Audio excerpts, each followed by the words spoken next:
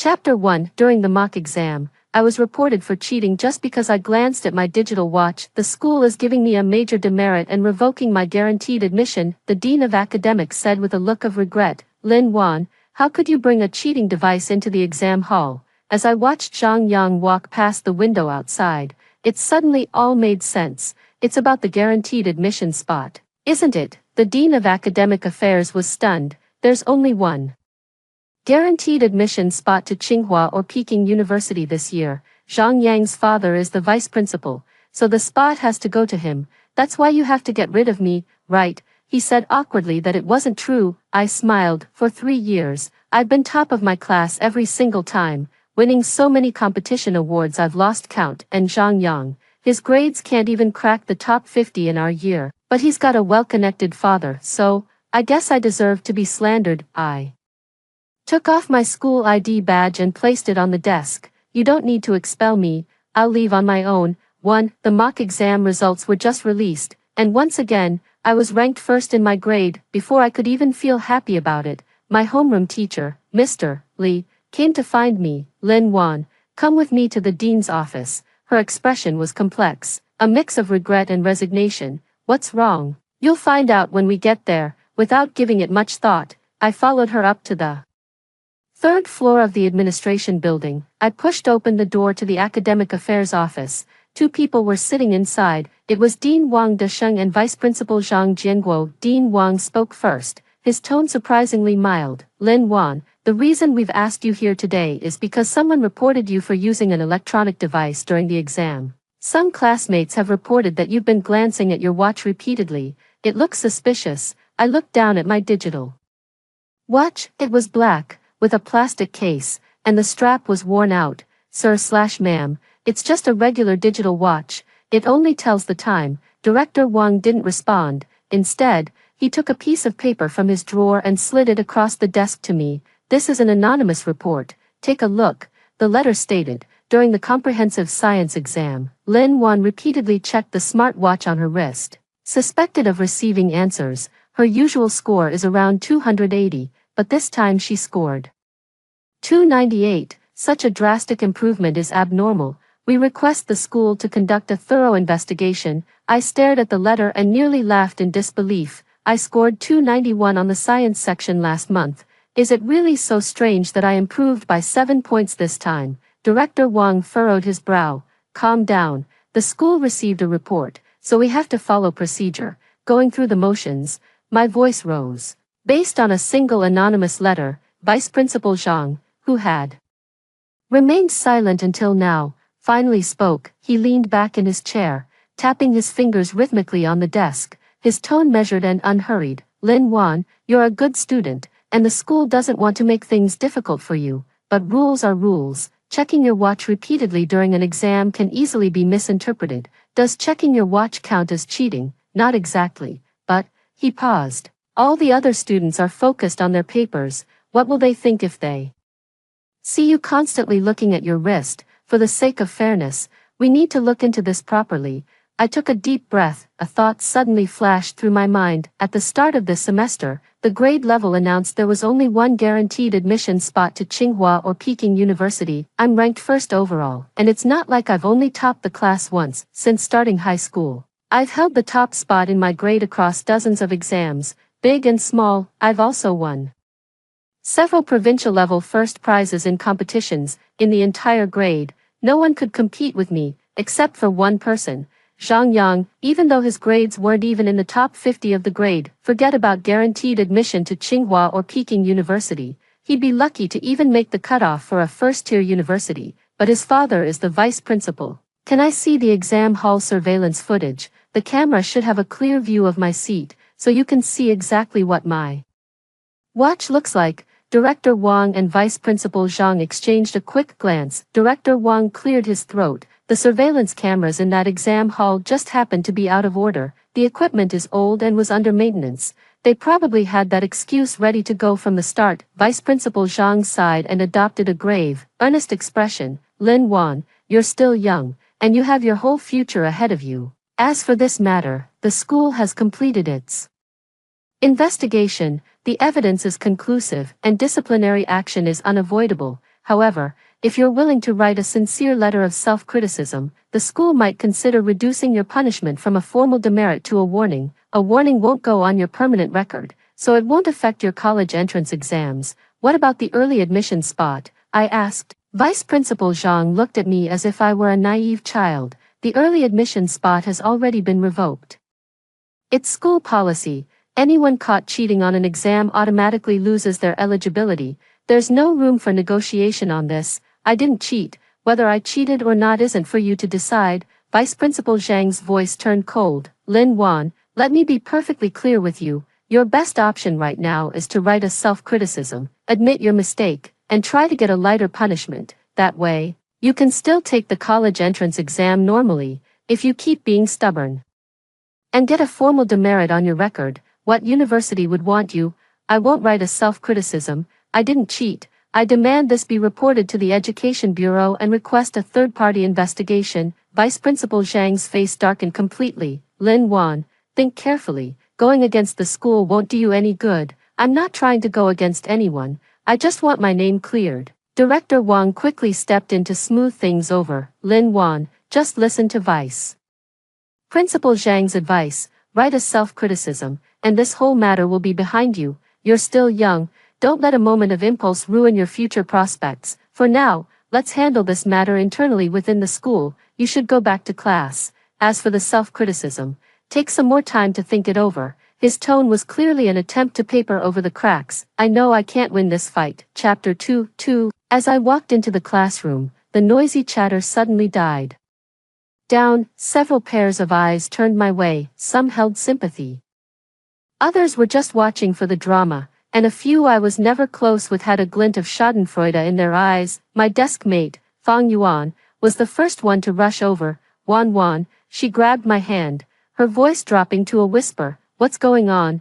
I heard someone reported you for cheating. Is it true? It's true, Fang Yuan cursed under her breath. Who reported you? I didn't say a word, just glanced toward the back row. Zhang Yang wasn't in his seat. Fang Yuan followed my gaze, and her face instantly went pale. Was it Zhang Yang? Fang Yuan opened her mouth as if to speak, but in the end, the words never came. She let out a sigh and sat down. The classmate beside me pretended to be reading, but kept stealing glances in my direction out of the corner of their eye. Someone in the back row was muttering, their voice low but just loud enough to hear. Hey, did you hear? Zhang Yang got the guaranteed admission spot. Seriously. His grades are terrible. Well, his dad's the vice principal. He can give it to whoever he wants. That's so unfair to Lin Wan. I pretended not to hear. Fang Yuan turned her head and shot a glare behind her. Have you quite finished? It fell silent behind her, but that silence was more uncomfortable than the talking had been. The first class was Chinese. The teacher walked in, glanced at me with a complicated look in his eyes. He didn't mention the incident, but for the entire lesson,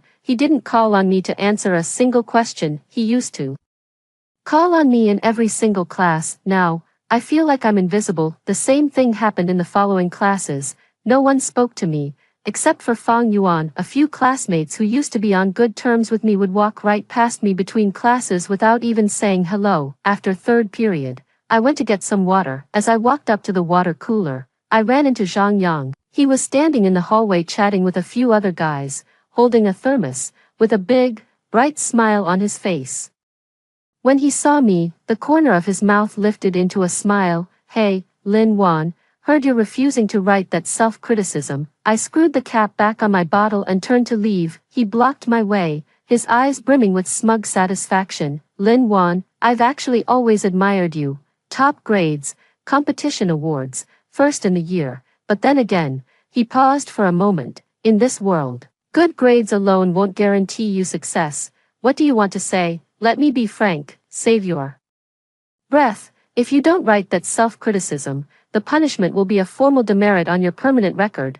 When college admissions roll around, no reputable university will touch you. He took another sip from his water glass, his posture as relaxed as if he were in his own living room. Oh, by the way, thanks for the recommendation spot. I tightened my grip on the cup lid. Zhang Yang, you think you've won, haven't I? He spread his hands. Your spot is gone, and you've got that disciplinary mark. My spot is locked in, and you still have to take the Gaokao. and then hope a university will even want you. He leaned in a little closer, lowering his voice. Lin Wan, take my advice, just write a self-criticism, admit your mistake, get the punishment reduced to a warning, and everyone's happy. If you keep being stubborn, you're only hurting yourself. With a father who works in a factory and a mother who's a cashier, what makes you think you can fight me with that?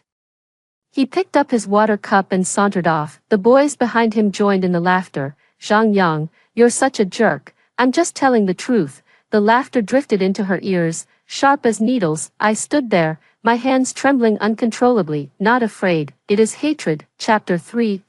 During the second class in the afternoon, the school announced all teachers and students were to assemble on the sports field for a study discipline rectification meeting. On the field, over 1,000 students and staff stood in formation by class. A banner was hung across the stage that read, "Uphold exam integrity, purify the campus environment." Vice Principal Zhang stepped onto the stage, dressed in a suit and tie, his expression stern. He cleared his throat and spoke into the microphone, his voice amplified by the loudspeakers across the entire sports field. Students, a serious case of exam cheating has recently occurred at our school. Lin Wan, a student from Class 1, Grade 12, used a smartwatch to illicitly receive answers during the first mock exam. Her actions were egregious and have had a profoundly negative impact. The school has taken serious disciplinary action, issuing her a major demerit and revoking her guaranteed university admission. A dead silence fell over the sports field. Over 1,000 pairs of eyes turned in unison toward where I stood. I stood in the line, ramrod straight. Let this be a lesson to all students, Vice Principal Zhang's voice continued.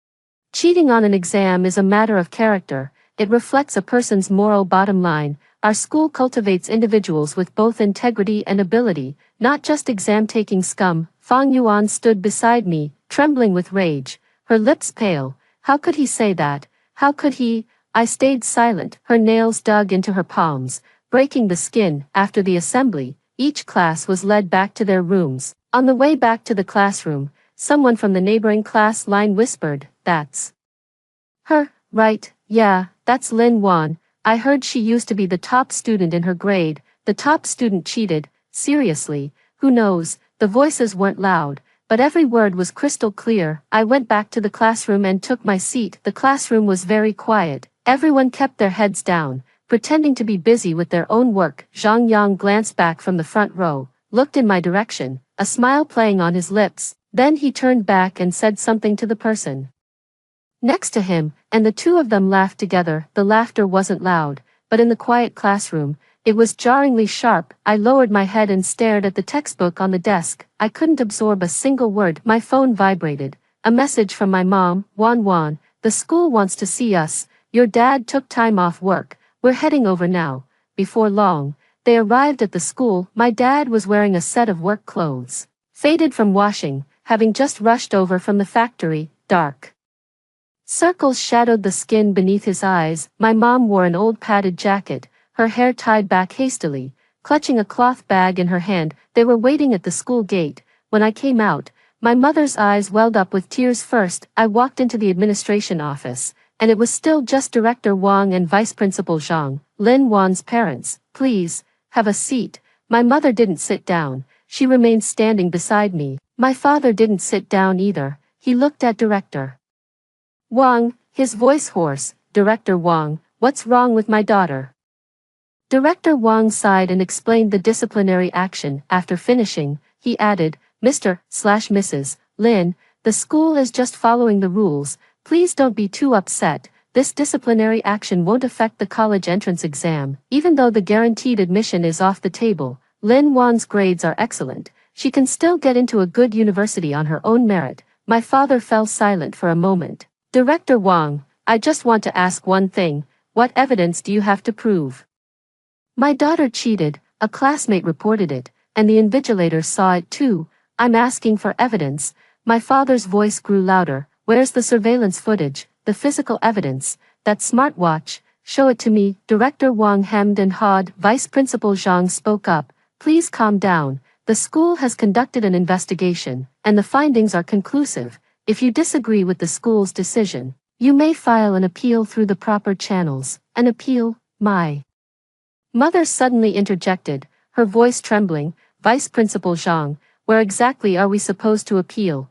To the Education Bureau. Isn't it true that you have connections there? Vice Principal Zhang's expression darkened. Ma'am, you need to watch your tone. My mother's tears began to fall. My daughter has been wronged. You won't even give us an explanation, and now you're telling me to watch my tone. Director Wang quickly tried to smooth things over. Mrs. Lin, please, let's all calm down and talk this through. My daughter has been the top student in her grade for 3 years straight. She wins so many competition awards it's almost routine. Why on earth would she need to cheat? Vice Principal Zhang let out a cold, mocking laugh. Just because a student gets good grades, parent, doesn't mean they can't cheat. Some people are just greedy, never satisfied with their scores, and resort to underhanded tricks. My father suddenly roared, his eyes bloodshot, glaring fixedly at Vice Principal Zhang. Bullshit, you accuse my daughter of cheating, show me the proof. If you can't, then you're framing her. I stood by,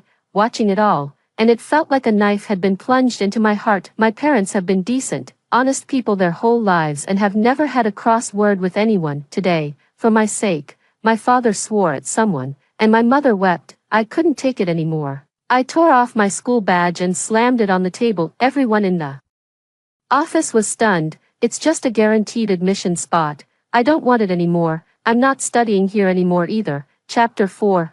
After leaving the dean's office, my parents were silent. My mother was still wiping away tears, and my father walked ahead, his back hunched heavily. Dad, Mom, I'm sorry, I said. My father stopped, turned around, and looked at me. What are you apologizing for? You didn't do anything wrong. But, no buts, my dad cut me off. If you don't want to study there anymore, then you don't have to. I can support you. My mom took my hand. Wan, then where will we go to school? Let me see if I can find it.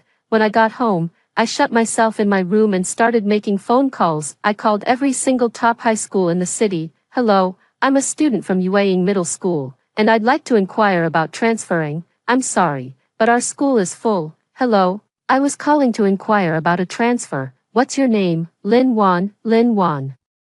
From Yueying. I'm sorry, we cannot accept you. Hello, so you're the one with the disciplinary record. Our school doesn't accept students with that kind of history. One after another, nothing but rejections. By the time I made the 7th call, my hands were trembling. It wasn't exhaustion. It was fear that no school would accept me, fear that my life would be ruined just like that. I took a deep breath and dialed the next number. Hello, 7th Middle School. Hello, teacher, I'd like to inquire about transferring schools. Which school are you transferring from? Yueying Middle School. There was a pause on the other end of the line. What's your name? Lin Wan from Yueying High School. Yes. Is it true about the disciplinary action? I tightened my grip on the phone. Teacher, I didn't cheat. There was a silence on the other end of the line for a few seconds. Hold on a moment. After a moment, a different voice came on the line. It was an old woman, her voice slow and deliberate, but steady. I'm Principal Zhou, from No. 7 Middle School. You must be Lin Wan. Yes, Principal Zhou, I've heard about your situation. Tell me the truth. Did you cheat or not? No, I didn't. All right, come by tomorrow to take care of the paperwork. I was stunned. Principal Zhou, aren't you going to ask about the disciplinary action? If you say there isn't one, then there isn't. I trust you. Tears welled up in my eyes all at once. Thank you so much. No need to thank me. Just focus on studying hard when you get here. While our No. 7 high school might not be as prestigious as Yueying, our teachers are all very dedicated. After hanging up the phone, I rushed out to tell my parents. My mom was crying again, but this time, they were tears of joy. My dad sat on the sofa, lit a cigarette, his hands still trembling. All right, as long as someone's willing to take it, that's good enough. The next day, I went to No. 7 Middle School to handle the transfer procedures. The school was on the outskirts of town, an hour away by bus. The classroom building was old and the playground was unpaved, but everything was kept clean. Principal Zhou was waiting for me in her office, with her gray hair and reading glasses. She looked quite ordinary. She looked over my report card, then at the disciplinary notice, and let out a sigh. What a shame, with such excellent results. Principal Zhou, I really didn't. I know. She waved her hand dismissively. But the disciplinary record is in your file. It could affect your college admissions. You need to be prepared for that. I'm not afraid. All right, she said with a smile. Then come and study here. The facilities aren't the best, but the teachers and students are great. You'll see for yourself. After finishing the paperwork, she took me to see the classroom. It was between classes. A few students in the hallway spotted me and looked over curiously. Principal Zhou clapped her hands to get everyone's attention. Class, this is Lin Wan, a new transfer student. She'll be joining class 2, grade 12. Please make her feel welcome. A girl with short hair was the first to rush over. Hi, I'm Chen Cheng. Which school did you transfer from? Yueying. That's a top-tier school. What brings you to our place? Someone tugged at her sleeve. Chen Cheng realized her mistake and quickly fell silent. It's fine, I said. I just wanted a change of scenery. Chen Cheng smiled. All right. We'll be classmates from now on. Come on, I'll show you to our classroom. She pulled me along, chattering away non-stop. Our school might be a bit run down, but the teachers are great, especially our math teacher, old Zhao. He explains problems so clearly. As I followed her, a wave of relief washed over me. Here, no one looked at me with strange or judgmental eyes. No one whispered a word. No one took pleasure in their misfortune. Perfect. Chapter 5. The facilities at No. 7 Middle School are no match for Yueying's. The desks and chairs in the classrooms are uneven. The blackboard has a terrible glare. The dorm rooms are shared by 8 people, and there's no hot water in the winter. But the teachers here are truly exceptional. Old Zhao, the math teacher in his 50s, never glanced at his lesson plans during class. He could explain a single problem using 5 different methods. The first time he saw me, he looked over my diagnostic test, and his eyes lit up. So you're Lin Wan, the transfer student from Yueying. You've got a solid foundation, but some of your problem-solving habits need work. Fix those, and you can go even higher. He never brought up the disciplinary action, focusing only on my studies. Our English teacher, Ms. Sun, was young, fresh out of college, and incredibly dedicated in class. Knowing I struggled with English essays, she assigned me 2 extra each week and graded them even more meticulously than the regular homework. My desk mate, Chen Cheng, was a real sweetheart. On the very first day, she gave me the lowdown on everyone in the class. The guy in front of you is Li Hao. He's terrible at math, but his Chinese is top-notch. The one behind you with glasses is Wang Siki. She struggles with the science subjects, but her English is the best in our grade. How do you know so much? I asked. Well, duh, I've been here for 2.5 years. She paused and lowered her voice. Lin Wan, be honest with me. Why did you really transfer schools? I looked at her. You really want to know? I was falsely accused of cheating, got a major demerit on my record, and lost my guaranteed university admission spot. I just couldn't stay there anymore. Chen Cheng was taken aback for a moment. Then, she reached out and patted my shoulder. Oh, I see. Don't worry. No one at No. 7 High will wrongfully accuse you. Our school might not be the best, but the teachers are all decent people. I gave a slight smile. I came in first in the grade for the first monthly exam, beating the second-place student by over 40 points. The day the results were posted, the whole grade went wild. Is the new kid just that good? They were already top of their class at Yueying. Coming here is like bringing a gun to a knife fight, isn't it? So how did she end up at Qizhong? No idea. I heard something might have happened. Chen Cheng stepped in beside me. Why ask so many questions? Focus on your studies. Old Zhao made a point of mentioning it in class. Lin Wan did quite well on this exam. Everyone should try to learn from her, but don't be discouraged. Everyone has their own strengths. He phrased that very diplomatically, making sure no one felt slighted. I was truly grateful to him from the bottom of my heart. The days went by, one after another. In the second mock exam, I ranked 3rd in the entire city. In the 3rd mock exam, I came in first citywide. The day the results came out, old Zhao called me into his office. Lin Wan, with these scores, you have a real shot at Tsinghua or Peking University. But, he paused, that disciplinary record of yours might cause issues during the college admissions process. You need to be prepared for that. I know, so you have to do even better, so much better that every school will be fighting to have you, and that mark on your record won't matter. I will. Old Zhao nodded, took a notebook from the drawer, and handed it to me. Here's a collection of final math problems from the college entrance exams I've compiled over the years. Take it and work through them. I opened it to find page after page of dense, handwritten notes, each problem accompanied by a detailed solution. I clutched the notebook tightly, feeling a warmth behind my eyes. 1 month before the college entrance exam, Fang Yuan sent me a message. Wan, Zhang Yang got his early admission to XX University. He's been spamming the group chat with red packets. So obnoxious. Then she sent another message. How have you been lately? How's everything at No. 7 High? I typed back, all good. I came in first in the city on the third mock exam. Fang Yuan sent a whole string of exclamation marks. Incredible, you've got to ace the Gaokao and become the top scorer.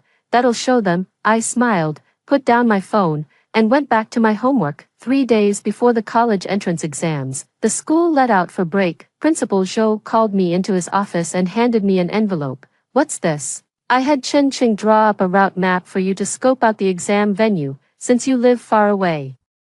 You'll stay in the school dormitory for the exam period. I've arranged for a room to be reserved for you.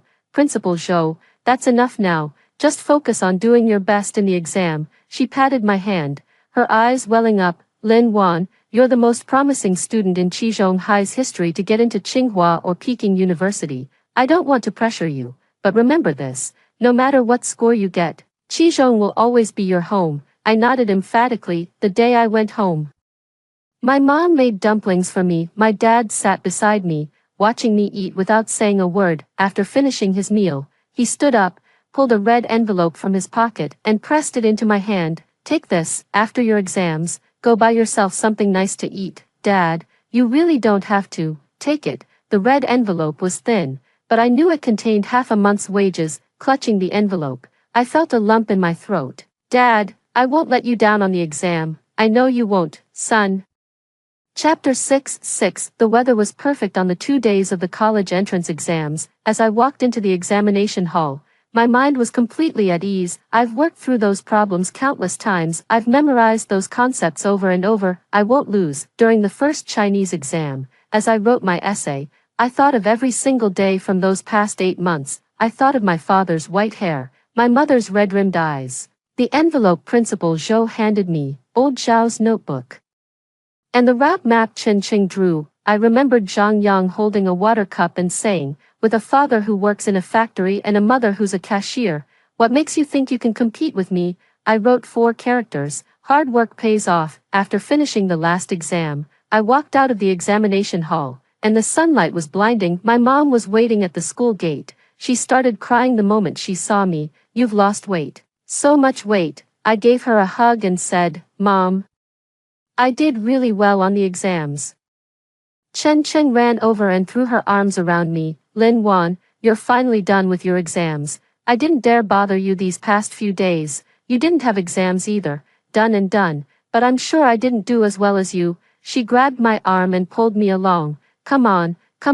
My mom said once you're done with exams, you're coming to my place for dinner. She's making braised pork belly for you. I looked back at my mom. My mom smiled and said, go on, just be back early. That evening, I ate 3 bowls of rice at Chen Cheng's house. Chen Cheng's mom kept putting food in my bowl, saying, eat more, now that the exams are over, don't dwell on it. Chen Cheng's dad poured a drink beside them. Lin Wan, how did the exam go? Not bad, that's good enough. We did our best. After all, when I got home, I lay down in bed and slept more soundly than I ever had before. No alarm clock, no alarm ringing. Slept a solid 12 hours after the college entrance exams ended.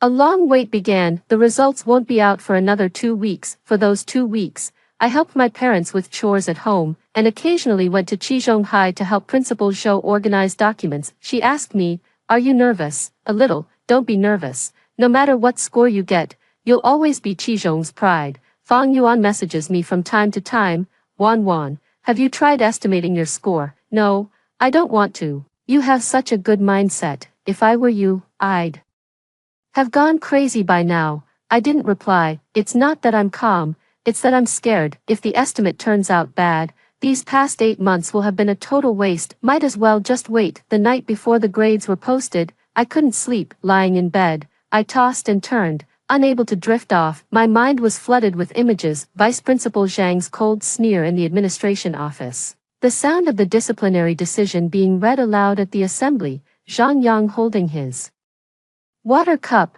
my dad's reddened eyes as he roared, "That's bullshit," and then there was Principal Zhou's line, "If you say it's not there, then it's not there." I closed my eyes. Tomorrow, everything will be settled. On the day the results were posted, I was at home helping my mother prepare the vegetables, Chen Chen called, her voice sharp enough to shatter glass. "Lin Wan, check your score, check it now." My hands trembling, I logged into the system. I entered my exam admission ticket number and ID card number. The page loads, then, a line of text appears, "Your score has been withheld." I was stunned. "Chen Cheng, I can't find it." "What? Why?" It says, "The results have been withheld."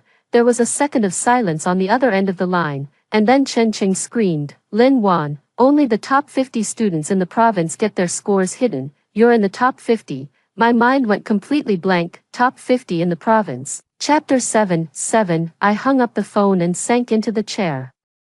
My hands still trembling. My mom came over. "What's wrong? Did you get the results?" "No, they said the scores have been withheld." My mom didn't understand. She panicked. "What does blocked mean? Is there a problem?" "No, Mom, it means I did so well on the exam that my score was withheld." My mom froze on the spot, then she started to cry. My dad rushed out of the room. "What's wrong? What happened?" Wan says she did so well on the exam that her score was withheld." My dad stood in the doorway, frozen for a long moment, then he crouched down, covered his face, and wept. 10 minutes later, Chen Cheng called again. "Lin Wan, you're number 1 in the province. You scored 712, the top scorer in the entire province." "How do you know that?" "My cousin is interning at the Education Bureau. He checked for me. Your score was hidden because you're the top scorer." The Zhuang Yuan. Tears welled up in my eyes all at once. "Really?" "Yes, really. I've already informed Principal Zhou. She's on her way to the school." After hanging up the phone, I held my mother and cried for a long time. "It's not sadness, it's joy." Principal Zhou's call came right after. The old lady's voice was trembling. "Lin Wan, you're the top scorer. You're the provincial champion." "Principal Zhou, I got in, I got in, I got in," she repeated several times, and then began to cry. "In the 50 years since our school, no, 7 High, was founded, we finally have a top scholar." That afternoon, the admissions officers from Peking and Tsinghua University came directly to my house. They arrived in a black sedan, parked at the mouth of the alley, drawing a crowd of curious neighbors. The admissions officer, a man in his 40s named Mr. Lu, wore glasses and was exceptionally kind. "Congratulations, Lin Wan, on achieving the top score in the province. Tsinghua and Peking University warmly welcome you. You can choose any major, and we will cover all your scholarship needs." My mother, flustered, poured some water. "Please, have some water, teacher." My father sat beside her, looking completely at a loss for what to do with his hands. I looked at Professor Lu and said, "I want to study medicine." "Excellent. The clinical medicine programs at Tsinghua and Peking University are the best in the country. If you come, we will give you our full support." I nodded. I signed the letter of intent. After Mr. Lu left, my phone was blowing up. Relatives, classmates, reporters, training institutions from who knows where. I didn't answer, but there was one call I picked up. "Hello, is this Lin Wan?" "This is the new principal of Yueying High School, Principal Chen. Congratulations on being the top scorer. As a graduate of our school, we'd like to invite you back to share your experience with the current students." I cut him off. "Principal Chen, I'm not a student of your school. The disciplinary action you gave me is still on my record." "That disciplinary record has been expunged." "When was it expunged?" "Just today." I laughed. "Principal Chen, your school produced the top scorer, and you want to use me for promotional recruitment, right?" No, we are genuinely sincere." "Sincerity?" My voice turned icy. "Where was your sincerity when you wronged me? When my father begged you to revoke the punishment, you wouldn't even let him through the door. Now that I'm the top scorer, you suddenly remember me." "Lin Wan, please, let me explain." "Save it. My school now is No. 7 High School, and my principal's name is Zhou. You're Yueying Academy. You don't deserve the title." I hung up the phone and blocked the number. Chapter 8:8. The next day, a reporter from the provincial TV station came to interview me. The interview was held at No. 7 Middle School, where Principal Zhou had specially tidied up the conference room. The camera was pointed at me, and a microphone was thrust forward. Lin Wan, congratulations on being the top scorer in the province. Do you have anything you'd like to say to the audience? I looked into the camera. I want to say that I was wronged. The reporter was stunned. This past January, during the mock exams, I was reported for cheating with a smartwatch just because I glanced at my digital watch. The school gave me a major demerit and revoked my guaranteed admission. I paused for a moment, and the person who reported me was the vice principal's son. His grades weren't even in the top 50 of our grade. But after my admission was cancelled, he got the spot. The room fell silent. The reporter opened his mouth. Do you have any proof of what you're saying? Yes, I have the letter of complaint right here. Their story about the surveillance camera being broken is a fabrication. That so-called smartwatch is just a regular digital watch bought from a supermarket for 79 yuan. I took the watch from my pocket and placed it on the table. It's black, with a plastic case. The band is all scuffed up. I've worn this watch for 3 years. No Bluetooth, no internet. It just tells the time. The reporter picked up the watch and looked at it, their expression changing. Do you have any other witnesses? Yes, the person who wrote the letter of complaint was Zhang Yang's desk mate. He has agreed to come forward and testify.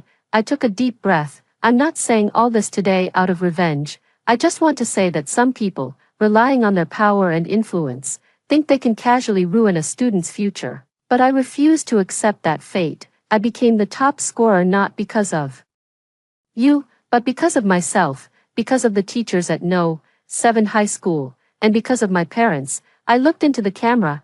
I hope the relevant authorities will get to the bottom of this, not for my sake, but so that no one else will be wrongfully accused like I was. After the interview aired, the internet exploded. Trending number 1, hashtag Gaokao top scorer was falsely accused of cheating. Hashtag. Trending number 2, hashtag vice principal's son at Yueying High School gets guaranteed admission. Hashtag. Trending at number 3, hashtag.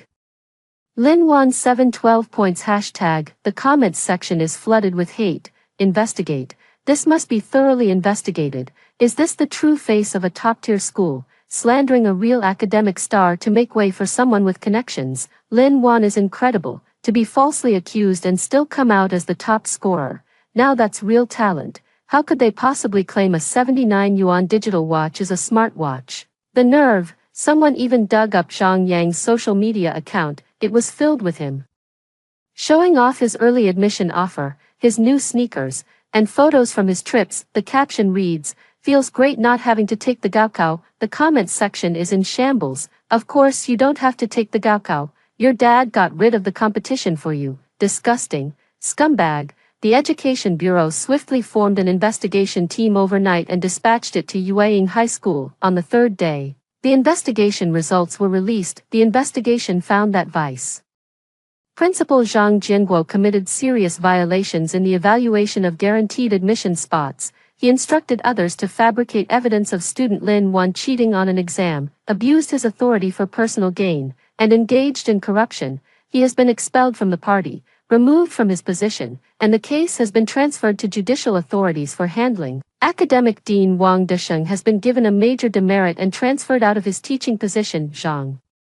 Yang's guaranteed admission qualification has been revoked. Zhang Yang's desk mate, Zhao, has been given a formal warning for assisting in fabricating the complaint letter. Chapter 9:9. The news broke while I was at No. 7 High School, helping Principal Zhou sort through the freshman roster. Chen Cheng burst into the office, waving her phone and shouting, "Lin Wan, Zhang Yang's guaranteed admission is gone. His father's been arrested." I took the phone to see for myself. The news report read, Zhang Jinguo, vice principal of Yueying Middle School, has been lawfully arrested. Just below it was another item, Zhang Yang's guaranteed university admission has been revoked. Since he didn't take the college entrance exam, he currently has no school to attend. Chen Cheng clapped beside me, saying, "Serves him right. That'll teach him to be so arrogant." Lin Wan, you're amazing. I just smiled and said nothing. My phone vibrated. Fang Yuan sent a message. Wan, did you see, Zhang Yang is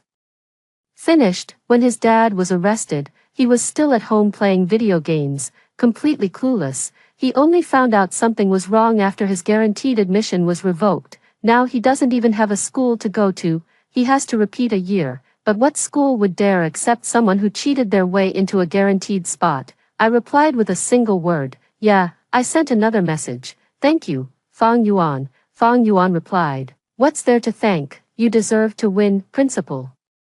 Zhou walked over and placed a glass of water on my desk. Lin Wan, are you all right? I'm fine, Principal Zhou. Good, she said, patting my shoulder. Once you're at Tsinghua or Peking University, study hard and become a great doctor. I will. Before the semester started, I received my acceptance letter from Tsinghua University. Holding that piece of paper, I stood at the entrance of No. 7 High School and took a picture. I posted on my social media with the caption, "A new beginning, Chen." Chen was the first to like it, commenting, "Ah, congratulations." Fang Yuan liked it too, saying, "You deserve it." My mom looked over the acceptance letter again and again, then carefully placed it in a plastic bag and tucked it away in the very back of the wardrobe. Mom, why are you hiding it away so carefully? This is our family treasure. My dad stood by, chuckling with a simple, good-natured grin. On the day I left for Beijing, Principal Zhou came to see me off. She pulled a red envelope from her pocket and pressed it into my hand. Take it, make sure you eat properly over there, don't scrimp and save. Principal Zhou, I really can't accept this. Take it, she said, glaring at me. You're my student, if I'm giving it to you, you take it. My eyes welled up. Principal Zhou, thank you, don't thank me, you earned this yourself. She paused. Once you're at Tsinghua or Peking University, study hard and make our No. 7 High School proud. As the train began to move, I saw Principal Zhou still standing on the platform, waving to me. Her figure grew smaller and smaller, until it finally became a mere.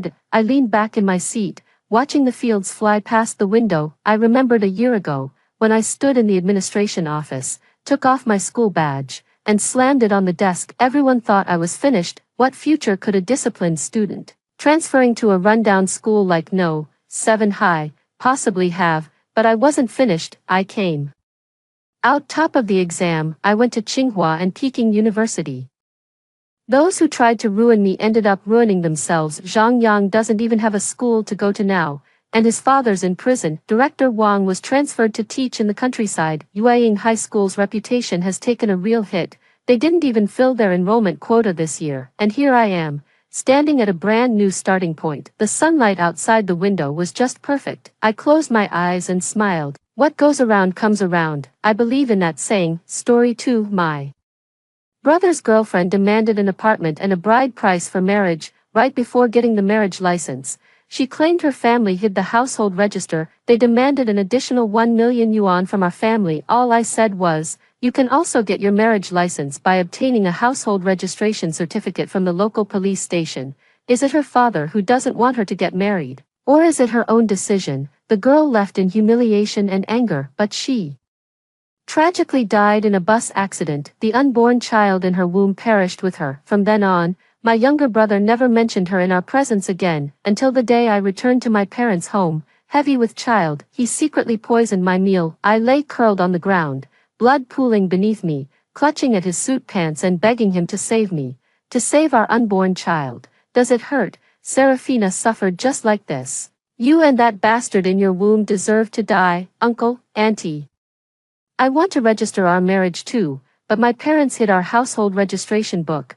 They said they'd let me in land and get married if we gave them another million. Serafina twisted her fingers nervously, on the verge of tears. Her parents looked torn. They were too embarrassed to say it outright. Buying their marital home and preparing the 1 million dowry had already drained all their savings. Now, right before the marriage registration, they suddenly demanded another million. Where would an ordinary family get that kind of money? Little brother hugged Serafina. Sis, what should I do? He always does this, coming to me for help whenever he's in trouble. I'd always step up and take all the blows for him. When we were kids, he'd come home bruised and battered. Sobbing his heart out to me, I'd grab the broom and chase those bullies until they begged for mercy on their knees. He stood by, savoring the sweet taste of vengeance. Though I was a few years his senior, even the bravest can't Withstand brute force. I only won because I fought like a madman. Even though I won, I was covered in bruises and ached for days afterward under the weight of my family's expectant gazes. I raised my hand and smacked my little brother upside the head. Everyone was stunned. Well, sis, why'd you hit me? Landon covered his face in shock, unable to believe his doting sister would actually slap him. You deserved that. You're grown adults now. As a man, you should be protecting women, not knocking up your college girlfriend. Where's your sense of responsibility? Though my words were directed at my brother, Serafina caught the unintended sting too. My oblivious brother missed the nuance, while Serafina hung her head in quiet guilt. Don't be afraid, Serafina, we've got your back. You all discuss it first. I'm on board with whatever you decide. That 5-hour drive wore me out. I'm heading to my room to rest. I gave Serafina's shoulder a reassuring pat, then retreated to my room under the family's stunned gazes. Just reincarnated, and already facing this mess. I first vented my anger by slapping Landon across the face, too, but that's nowhere near enough. I need to retreat and carefully plan my next move. To prepare for their winter break wedding, Mom and Dad gave the house a fresh coat of paint and bought new beds and sofas. Everything was perfectly ready, just counting down to the auspicious day on the second day of the Lunar New Year. Yet on their very first day back, they demanded an additional request. Despite already receiving both the wedding apartment and bride price, another $1,000,000 was now required. In my past life, I discreetly warned my younger brother behind the scenes, you can also get your marriage license by obtaining a household registration certificate from the local police station. Is it her father who doesn't want her to get married, or is it her own decision? Her younger brother immediately turned to confront Serafina. My sister says you don't want to register our marriage with me. Is that true? Serafina stormed off in humiliation. My brother, in a fit of pique, didn't chase after her, but tragedy struck on her way home. She and her unborn child perished together in the accident. Through tears, I apologized to my younger brother. He flipped the table over, eyes bloodshot as he roared, no one is ever to mention her name again.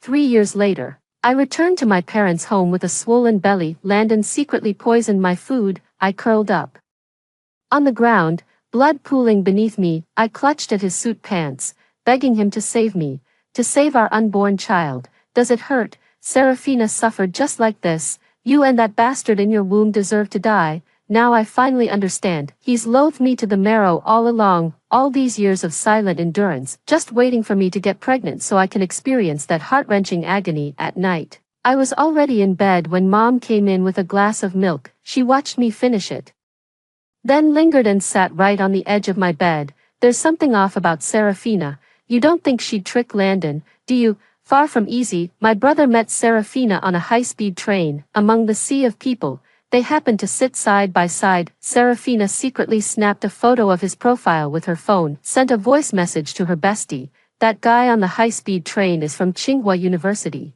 His profile is literally killing me. Her little brother wasn't deaf. He heard everything. His ears turned red, frozen stiff with awkwardness. Serafina giggled, said to him with effortless grace, "Hey handsome, let's exchange WeChat contacts." Serafina's Xiaohongshu account meticulously documents the romantic first encounter between her and her younger brother. She continued sharing their romantic milestones with fans. From their first confession to dates and trips together, fans couldn't help but gush with envy. One longtime fan commented, "Wah, where's my handsome foreign prince with golden hair and blue eyes?" Serafina replied, "I'm way too petite for foreign gentlemen to handle," sent with a playful tongue-out emoji.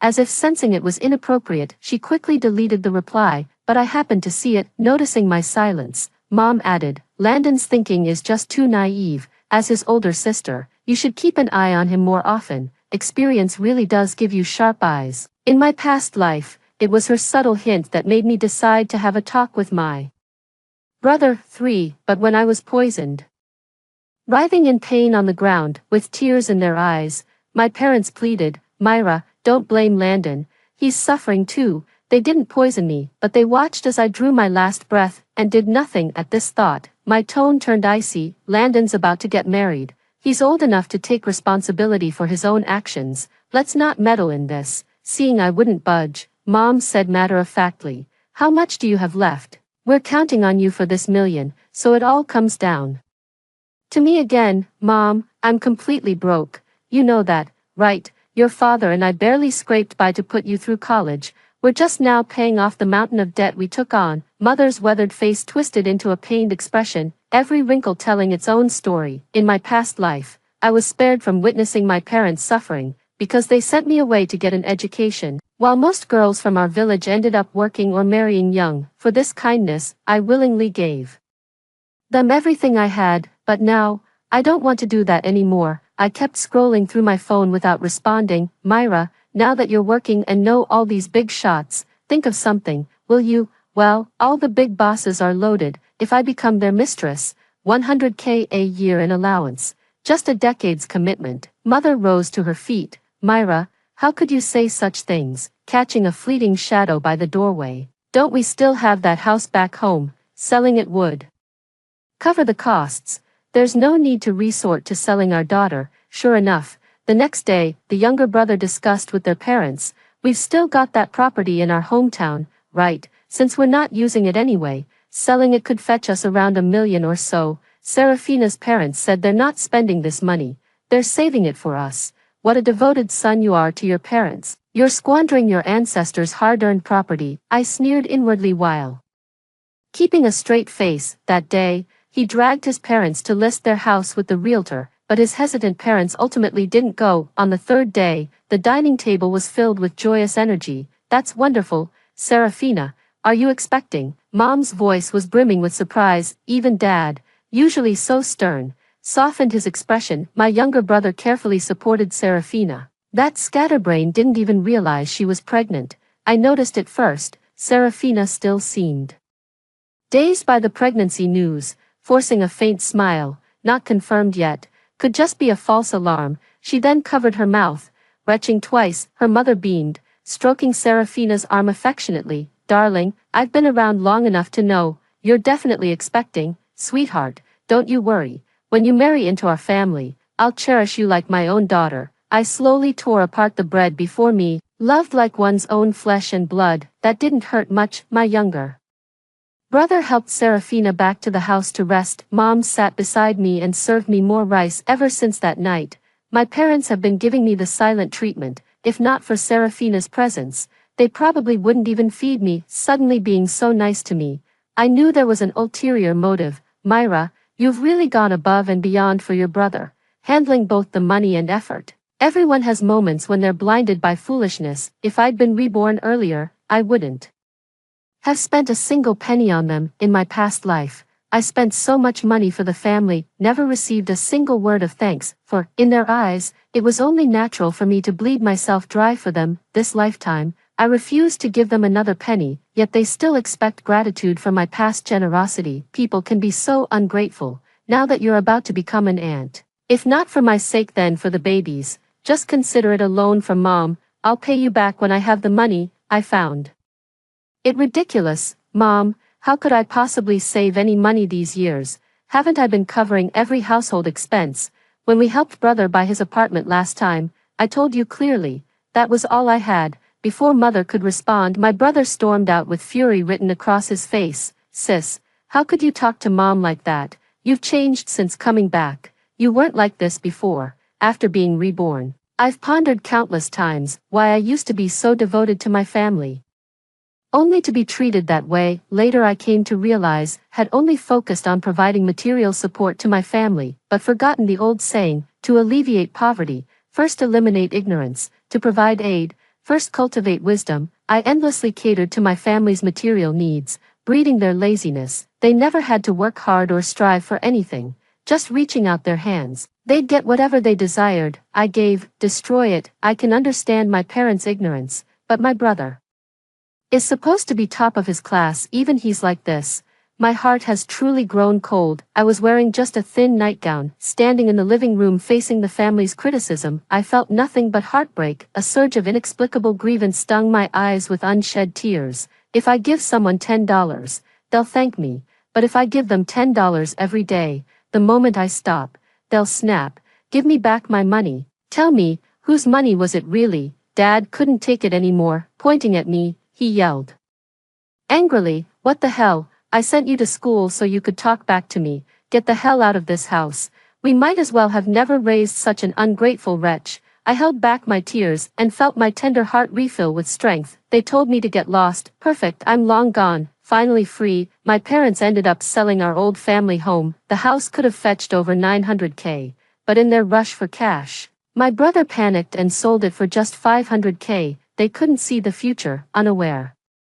This house would be demolished in a month, one unit trading for 4, but I knew better. I borrowed money from close friends and bought the property. A month later, the house got demolished. I opted for the demolition compensation, made 2 to 3 million bucks, sweet as honey. My parents couldn't come up with the full million, so they had to borrow from relatives and take out bank loans to scrape together the money, of course. This is what I heard from my cousin. She's 2 years younger than me, and since our families lived close by, we grew up together. We're closer than real sisters. When my younger brother killed me, she witnessed the whole thing from outside the door. She shoved him away, screaming, "Murderer," at him. She pulled out her phone to call emergency services. My brother saw red in that moment, deciding to go all the way. He grabbed a hammer and smashed it violently against my cousin's head. Blood streamed down her forehead as she collapsed beside me. My mother went to their house to borrow money. She kept putting me down at her place. Auntie's family only had my younger female cousin. Mom always flaunted that I have a son, superiority over her. That sense of superiority peaked when my brother got into Tsinghua, growing more and more inflated, now suddenly lowering my head to borrow money from others. What irony.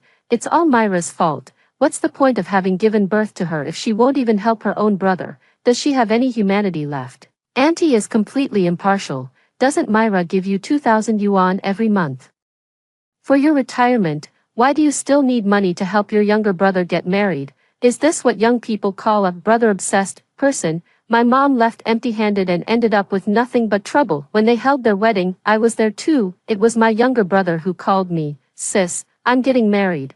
You should come. Don't worry, I won't ask to borrow money from you." With that, they hung up the phone. "You ungrateful little brat," I laughed in bitter disbelief. "You've been living off me." "Not this time. No, getting upset now. I've spoiled you rotten, haven't I?" I arrived fashionably late, just as the banquet was about to begin. When Mom saw me, her smiling face instantly turned cold. Dad was entertaining guests and didn't even glance my way. Mom had already spread the word among all our relatives. What kind of sister shows up this late to her own brother's wedding?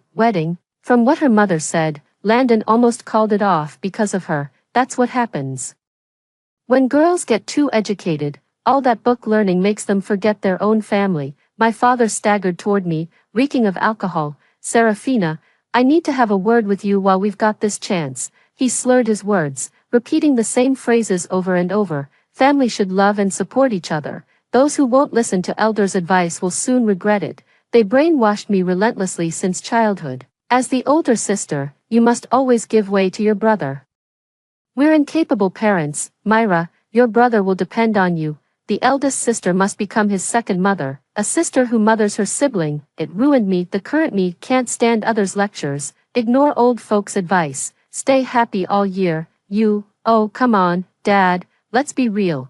I don't believe a single word you're saying now. My father raised his hand in anger, ready to strike me. I instantly grabbed his wrist to stop him. "Dad, causing a scene in public, you trying to make the evening news. I don't really care. But your son is a Tsinghua prodigy. Last time he made headlines was after the college entrance exams, and now it's for getting married before graduation." I chuckled. My father glared at me with bloodshot eyes, but ultimately lowered his hand. "Sister, if you look down on us now for being poor, just wait. My husband will start his own successful business within 3 years of graduation and become a listed company CEO. Don't come crying to us then."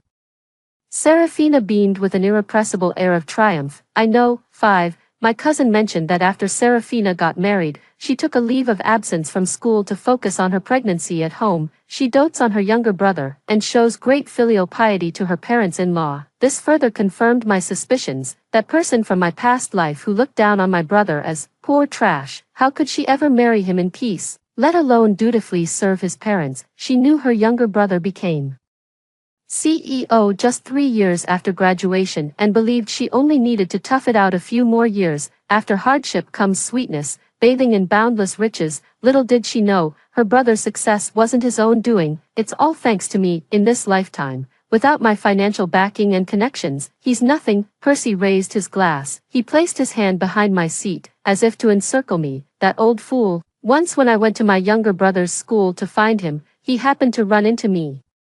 He added me on WeChat, saying it would make it easier to communicate with parents about their children's school progress. I couldn't say no. After that, he kept asking me out under the pretense of discussing my brother's issues. He'd make inappropriate advances both overtly and covertly. With my brother at his mercy, I had to stomach my disgust and play along. After a few drinks tonight, he suddenly leaned his face close to mine. "Miss Myra, Landon is excelling at school, all thanks to your guidance as his elder sister." I quickly shifted my body away, staring at his armpit. I gagged twice behind my hand. My reaction made Percy self-conscious too. He lifted his elbow and gave it a sniff. "Doesn't smell." With that, he withdrew the arm that had been draped over the back of my chair, his expression dark as he filled the wine decanter before me to the brim, then raised it toward me. "There's an upcoming selection round for the college startup competition. I'm planning to have Landon participate." Took the wine glass and poured the entire contents over his head. The liquor trickled down his thinning hair onto his greasy, shiny face. He flew into a rage. Do you have any idea what you're doing? Are you trying to ruin your brother's future?" The hushed restaurant turned with disapproving glances. I dabbed my hands elegantly with a napkin and picked up my handbag. "Go ahead and finish him off if you dare. That'd be worthy of your Beast Professor title." The Beast Professor lived up to my expectations. He started giving Landon trouble the moment he got back that day. My brother slipped into the classroom right as the bell rang, got scolded by the professor when answering questions in class. My responses were too brief and was told they were superficial and incomplete. Now I give thorough answers. Got criticized again for being too wordy and lacking conciseness. I chuckled. It completely stunned Landon. He used to be the professor's favorite student after preparing for so long. When everyone thought he was a shoo-in for the college entrepreneurship competition, yet the professor gave the spot to another student. Some classmates stood up for him, while others took malicious delight in his misfortune. His cousin and younger brother attended the same school. She never tires of reporting every little thing about him to me. In this lifetime, she remains as close to me as ever. Knowing I'd severed ties with my family, she supported me unconditionally nonetheless. Respect others' destinies, let go of the savior complex. "Look at you, all disheveled. If we go out like this, people might mistake you for my mom. Instead of fussing over others, better spend that energy pampering yourself." Are all college students this precocious nowadays, full of sanctimonious lectures? My cousin matured early, but my younger brother remains hopelessly immature. I cut off his allowance, and our parents couldn't afford to keep funding him either. He immediately fell on hard times. My meal card balance hit zero when I couldn't afford to recharge it. He texted me on WeChat, "Why haven't you transferred my allowance this month? Even though you've cut ties with our parents, I'm still your brother. Where do you expect a student like me to get money?" I never respond to any of them. How can a student not make money? Wasn't I also a student when I was earning my living expenses? To protect his fragile ego, I gave him the best food, finest clothes, and top quality things. Always worried people might look down on him. This spoiled him into becoming all talk and no action. Washing dishes and plates, he refused to do it, thinking it was dirty and beneath him. Tutoring, he turned it down because the pay was too low and the commute too long, and walked away. Working the register at the coffee shop seems easy enough, but after standing all day, he's too exhausted to even straighten his back. Quit the job that very night. Broke as hell, but a man's gotta eat. Went back to work. Only dishwashing jobs were available. This guy who wouldn't lift a finger at home, who knew how to wash dishes anyway, ended up smashing half the stack of dishes that very day. Didn't earn a dime, just lost over $200. The reason this young master never tasted hardship is because I bore it all for him. Since high school, I'd been washing dishes during every break. Until I got into college, my life revolved around classes and juggling multiple part-time jobs, handing out flyers, tutoring, cashiering, waiting tables. No time for dating or making friends, always walking this road alone. My classmates all say I'm eccentric and arrogant. I don't bother explaining, just want to earn a bit more, then a bit more still, to ease the burden at home. Now, I've let go, the mud I once propped up against the wall, can it still stand on its own? Serafina already sees herself as the CEO's wife, that baby in her belly is practically born with a silver spoon, destined to inherit a fortune worth hundreds of millions. How could they ever face hardship? Only organic vegetables will do, the fish must be imported from overseas, the fruits are premium grade, costing hundreds per box, even the drinking water has to be from one specific brand. What could my parents possibly say? Truth be told, none of this was for her own consumption, get out, but for the precious grandson growing in her womb. That child in her belly was no mere embryo, it's a money-guzzling monster. In just a few months, her spending alone ate the family out of house and home, the promised repayments to relatives and friends. There's no way to pay it back now, as if things weren't bad enough. Serafina keeps flaunting on social media. Today I attended prenatal yoga class, and yesterday I had French black truffles again. The caption even featured an 82 Lafite, saying, drink in moderation, good for me, good for the baby.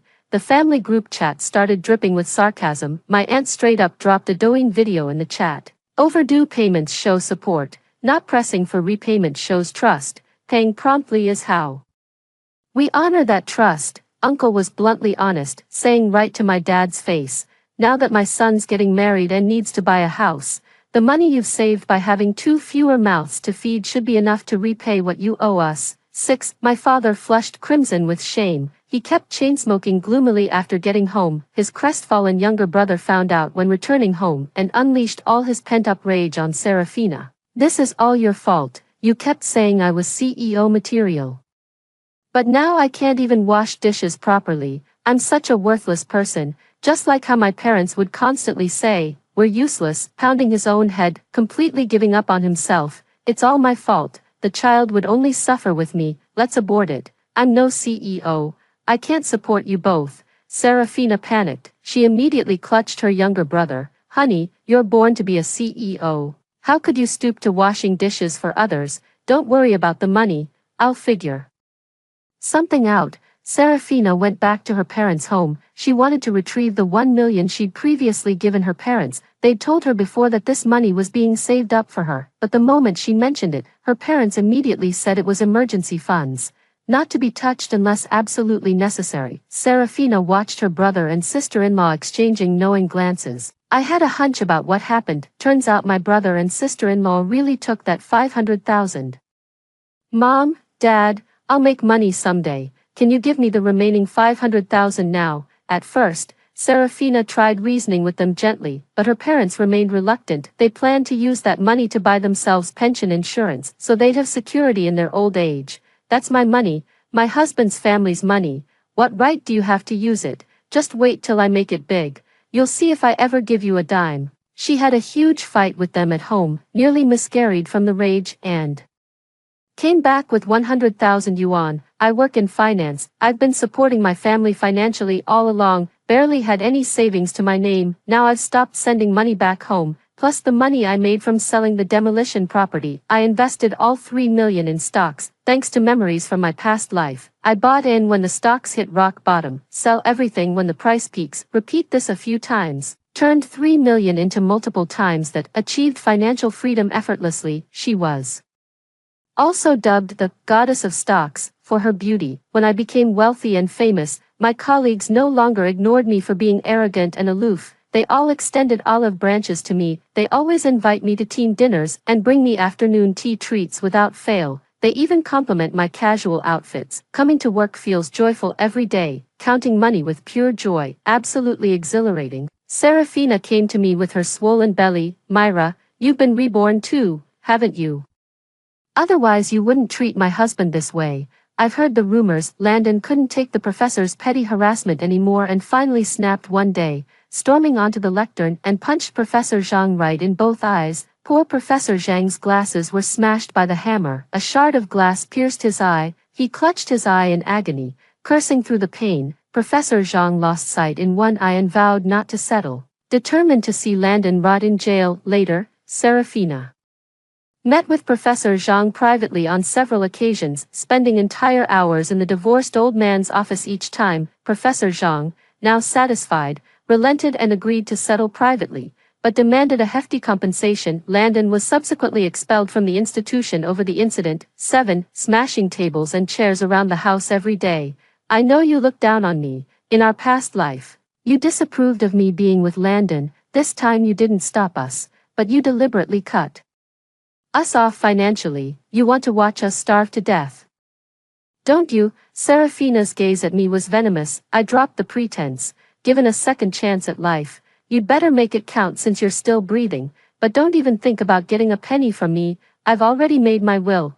When I die, everything goes to the cats and dogs I've adopted to keep them fed and cared for the rest of their lives. Serafina lifted her chin with pride. Her eyes held the stubborn determination of a gambler. Landon has already started his own business. What's a diploma worth? He's going to make it big. Soon we'll be living in a mansion with live-in help and chauffeurs. I just need to tough it out for 3 more years. In this lifetime, she turned her back on family, abandoned her education, leaving herself no choice but to see this dark path through, stubbornly determined to prove their gamble paid off. My silly sister-in-law, a diploma itself means little, but the connections and opportunities it unlocks are priceless. Without these advantages, could he ever rise to prominence again? Though gifted and hardworking beyond measure, shackled by the heavy burdens of family obligations, how many years of toil would it take to match his past achievements? Whether my brother's startup succeeded or not, I really can't say. Right now I only focus on 2 things, making money and enjoying life. Life is vast. Spend your precious time on what truly matters. In the past, I'd pinch every penny I earned, because I need to provide for my parents and younger brother. Now during my time off, I take my cousin to Chengdu's tea houses for a leisurely ear cleaning session, or head to Qingdao's beaches to feel the ocean breeze while enjoying beer and clams. I visit Galangjiu Island in Xiamen, cycling along the island loop road to watch the evening sea. I also stayed in homestays in Dali and Lijiang, taking photos at all the Instagram-worthy spots. My colleagues all say I've become more radiant and beautiful than before. I only found out my parents were arrested for drug trafficking when I saw the news report. My brother and Serafina tracked me down. His face was weathered with stubble. Murmurs spread through the crowd, wearing a misshapen, stained tracksuit, bearing no resemblance to the clean-cut college student he once was. When I first bought him this outfit, the $1,000 suit accentuated his aristocratic demeanor. This was the very suit he wore when he first met Serafina, just a year apart, and he'd already fallen to such dire straits. How heartless can you be, not even checking on our parents when they're in trouble? I'm the heartless ingrate. Gotta maintain that reputation. They were desperate, plain and simple. If you'd given us the money, would they have resorted to that? Oh, dear brother, since you're here, let me ask you this. Our parents lived their whole lives as pushovers, only daring to yell at me while cowering before outsiders. How the hell did they end up in drug trafficking? Landon seemed blindsided by the question. Freezing momentarily, Serafina said guiltily, who could have known? My husband had to pay the school a fortune, and with the baby coming soon, we'll have more expenses. His parents just couldn't bear seeing him suffer. That's why they made that mistake. Don't worry, darling, after the baby's born, I'll take good care of them at home while you focus on your startup. Our little family will make it through this. She reached for Landon's arm, only for him to shake her off impatiently. Start a business the only fucking thing you know how to say? I don't even have a college degree. Where the hell am I supposed to start? Serafina collapsed onto the floor, wincing as she cradled her belly and glanced downward. Honey, I think my water just broke. Seeing the pool of fluid beneath her, Landon rushed to crouch at her side. I'm so sorry, Serafina. I shouldn't have lost my temper like that. Serafina cradled her belly. It's okay, darling. I don't blame you. Our little one just couldn't wait to meet you. He wants to help his daddy through tough times. What kind of melodramatic show is this at a time like this? I kindly called 120 for them. That's the most charitable thing I could do for them. That night, my cousin gave me a call. She was absolutely beaming. Guess what? Serafina popped out. I teased. I'd pick my ears. Please don't tell me it's another Neza situation. Neza would have been fine. But she gave birth to a blue-eyed blonde foreigner. When the nurse brought the baby out, Landon was completely stunned. He stormed into the delivery room, dragged Serafina, who wasn't even wearing pants, into the hallway, and beat her black and blue. The whole hospital came to watch the spectacle, with half the crowd filming videos that went viral. Everyone's calling him the most pitiful expectant father. My cousin kept making astonished noises over the phone, though I wasn't the least bit surprised. After Serafina stormed out with her brother in that heated argument, I chased after them to the doorway. Sis, please let me go.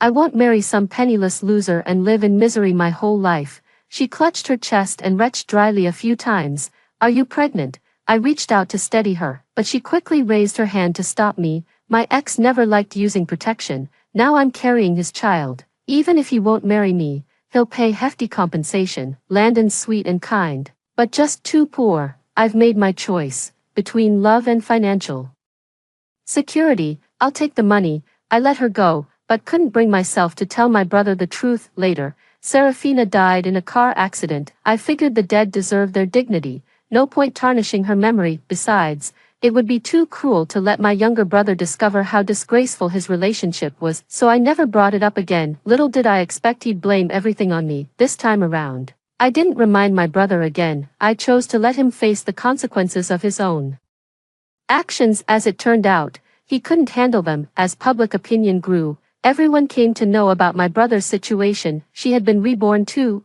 elite university graduate, unmarried cohabitation, assaulting a teacher, expulsion, failed startup, the unluckiest expectant father. 8. He's been labeled with too many stereotypes. Is blood relation really that important? You were his father throughout the entire pregnancy. How could you have no bond with this child? Serafina knelt before him, cradling the baby, begging him to take in her and her child. This became the final straw that broke her brother. He grabbed the household hammer and struck them mercilessly, again and again. One thud, two thuds, the world fell completely silent. Only the younger brother's desperate growl echoed between heaven and earth. Mom and Dad stayed tight-lipped during detention, but completely broke down when they heard about their son. They confessed everything. Turns out Serafina was behind it all. She told them it was just about running errands and delivering packages.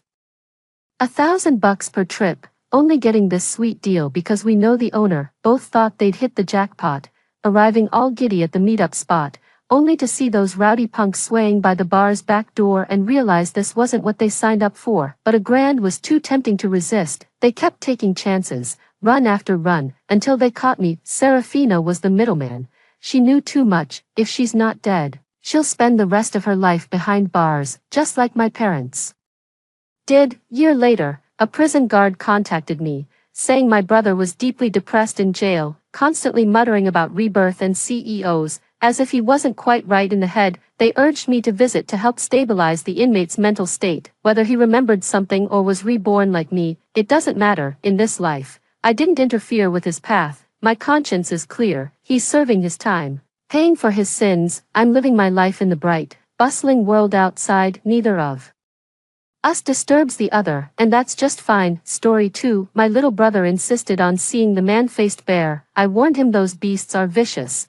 They can swallow a grown man whole. Mom called me a jinx and slapped me across the face, but after entering the park, I heard strange noises. More snacks are coming, but my little brother found the bare-faced creature adorable and insisted on taking photos with it. Suddenly, the beast opened its gaping maw, about to sink its teeth into my brother's arm. Mom shoved me violently forward. I stumbled before the monstrous bear, and in an instant, it severed my arm with one savage bite. My parents took my little brother and seized the chance to flee. When I opened my eyes again, I was back on the day my brother begged to see the human-faced bear. Mom, let's go see the human-faced bear this year. The Cosmic Park just got a new one. It's really extraordinary. My little brother munched on potato chips while whining to Mom about seeing the human-faced bear. I glimpsed the flyer in his hand and saw the creature's grotesque features. That haunting gaze is forever burned into my memory. In my past life, that monstrosity severed my hand with a single bite. The ones who threw me to the wolves were none other than my own parents. After a dazed moment, my younger brother placed his hand on my shoulder. Wanna go, finish all my schoolwork for me, and I'll let you. My brother's words snapped me out of my trance. My hands still intact. That bare-faced monster didn't bite it off. At this moment, I realized with absolute clarity, I've truly been reborn. I replied, better not go. They say those face bears can swallow a grown man whole. Before I could finish, Mom yanked my ear. Must you always jinx things? Have you finished the laundry? Did you do the dishes? Mom's always been like this. I'm just the unpaid maid at home. while Emery is their golden child. My brother loves braised pork ribs, but I'm not allowed to take a single piece. Just forced to watch him eat. Mom sugarcoats it with, girls need to watch their figure, they shouldn't eat too much meat. By the time I came out of the kitchen, my parents had already decided to go see the Werbear. Mom beamed at me as I came out. Very, it's buy one get one free for the Werbear exhibit tickets. Consider this your lucky day. That smile of hers still gave me the creeps after freezing for a couple seconds. I snapped out of it and hurled the freshly filled water cup to the ground. Like hell, I'm going to see some freakish Werbears. No way. The glass shattered into pieces, and a flying shard sliced a long gash across my brother's leg. Blood gushed out instantly. Both parents rushed to shield the Shin family's only heir. Have you lost your mind? Very. He's the Shin family's son. Mother stormed over and slapped me across the face without hesitation. If you won't go, someone else will. Think you're special or something. Mom decided not to take this ungrateful brat to see the man-faced bear. I hid in my room, putting on fake sobs while secretly grinning inside. Anyone who wants to be that bear's snack is welcome to volunteer. Just don't come looking for me. In my past life, I was overjoyed when Mom said the tickets were buy one get one free. After entering the park, my little brother threw a tantrum demanding to take photos with the human-faced bear. The zookeeper said the human-faced bear couldn't take pictures with visitors, but Mom wouldn't listen. She threw a wad of cash right in the staff's face. Know your place. When I pay you, I'm your god. The principal stepped in to mediate. After a brief office chat with Dad, my little brother was finally allowed in for photos, but every move had to follow instructions. I trailed behind with a camera in hand, tasked with capturing my brother's best angles. Our parents coached him on posing for the shots. The audience grew restless and began scrolling through videos on their phones. Suddenly, the park's animatronic bear went berserk and started chasing our entire family. My little brother never exercises, just plays video games all day. He barely ran a few steps before collapsing from exhaustion as the bare-faced creature was about to sink its teeth into my brother's arm. I tripped over something and fell hard. Moments later, my brother safely tumbled into our mother's arms. Looking up, I saw the towering silhouette of the bare-faced monster. In that dazed moment, the bare-faced creature chomped off my right arm, blood instantly splattering across the ground. At this sudden horror, spectators fled the stands while even the regular zookeeper collapsed unconscious. My mother scrambled to the bleachers and uttered her last words. Don't be afraid, Very, we'll burn extra spirit money for you this Qingming. How ironic.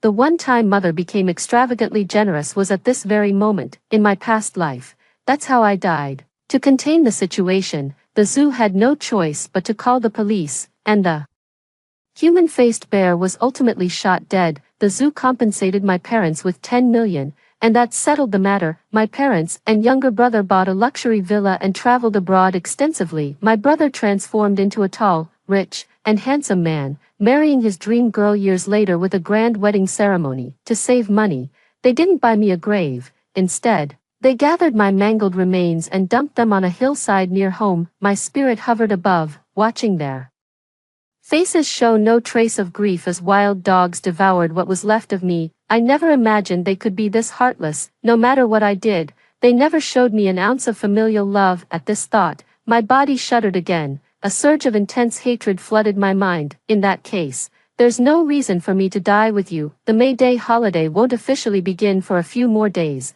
After a huge fight with my parents, they kept assigning me household chores, even making me wash my brother's underwear. This is what I get for disobeying them.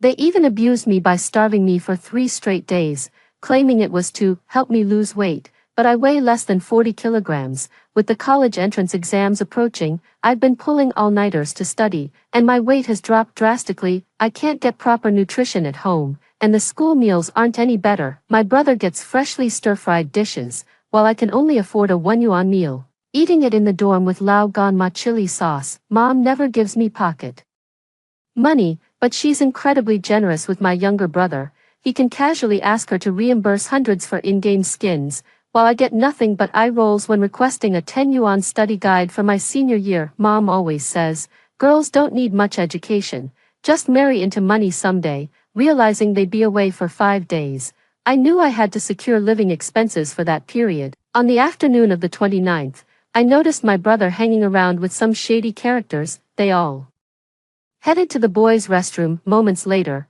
I heard someone begging for mercy coming from the restroom. A male student ran out covering his face, while my brother got praised by a taller boy. Good job, our crew needs guys like you. Bring us a photo with the bear. And you're in, too. So my brother was trying to join the school bullying gang. After everyone else left, I grabbed my brother's arm and demanded, "Give me my allowance." He snapped back, "Why should I? You nearly scarred my face." Forget about getting any money from me. I pulled out my phone and played the recording. Fine then, I'll report this to the principal. Let's see how they handle your bullying. My brother just laughed. Go ahead and report me. I'm not even 14 yet. They can't touch me. With those words, my brother strode off without a backward glance. Watching his retreating figure, I smirked inwardly. You really think you'll make it back alive? Yet it was my actions that indirectly led to my dear sister's death. Mom, never one for subtlety, had already broadcasted our plans to see the bear in the family group chat. The family group chat instantly exploded with messages. Uncle's family was the first to chime in. I heard that human-faced bear cost a fortune to bring to Cosmic Park. Our daughter isn't that lucky, Mom replied. No worries, our very needs to study and won't be joining us. That actually works out perfectly. Just as Mom gave up my spot, Uncle sent a voice message. The voice belonged to Kea, my uncle's youngest daughter. She's just 2 months older than me. We grew up together and have always been close. Thanks, Auntie. I've wanted to see the bare-faced statues for ages, but our family, the call abruptly cut off. I knew Uncle had interrupted Kea. His family struggled financially. They didn't have a fraction of what we did during holidays. My family would always help them out with a generous red envelope. That's why Uncle holds our family in such high regard. However, Aunt divorced him long ago, simply because she thought he couldn't make enough money. A few days later, Kea went to Space Park with them in my place. Shortly after arriving, the family group chat was flooded with live photos from the scene. I saw Kea's recent photos. She looked pale and emaciated, clearly malnourished. Uncle replied in the group chat, "Have fun and enjoy yourself." Though it was just a simple text reply, I sensed something different in Uncle's tone. By around 4 p.m., the bear human hybrid attack was trending online. In the viral video, I saw Kea collapsed next to the bear human hybrid. Both her arms were torn off. The horrific sight of her death burned into my memory. That night, my uncle stormed into our house, grabbed my father by the collar and slapped him across the face. My father didn't fight back, knowing full well he deserved it. "Give me back my daughter. Give her back." My uncle screamed, himself hoarse with grief. Uncle's wailing could be heard all the way down the hallway. Half an hour later, Dad drove Uncle away. I thought that was the end of it, but 2 days later, Uncle showed up at our doorstep lugging all sorts of packages. He stepped inside and immediately went to the room with Dad. I leaned against the doorway and overheard their conversation. "Big bro, you hit the jackpot. With Kea dead, Rhea finally agreed to marry you. The dowry money's all set now. Damn that useless woman of mine for bearing me a worthless daughter, left me single all these years. Thank God you made me get that accident insurance, otherwise I'd never see this money." Just hearing those few sentences gave me full body chills. I was reborn, only to let my innocent sister Kea die, and my uncle turned out to be a wolf in sheep's clothing. In your hearts, is a daughter's life truly so worthless? 3. My legs gave way and I nearly fell. As I steadied myself against the wall, I accidentally knocked over my brother's prized fish tank. My brother stormed out of his room, saw the shattered tank, and screamed at me, "Very, are you trying to die? How dare you touch my things?" The next second, he pulled out a photo with the bear and threatened, "Believe it or not, I'll have my big brother take care of you." He emphasized, "take care," with a deliberate pause, wearing a sinister grin. I understood the darker implication behind "take care." Never did I expect a 12-year-old could harbor such vile thoughts. News of the human-faced bear's hunting death dominated trending searches for weeks. Prospective visitors rushed to refund tickets,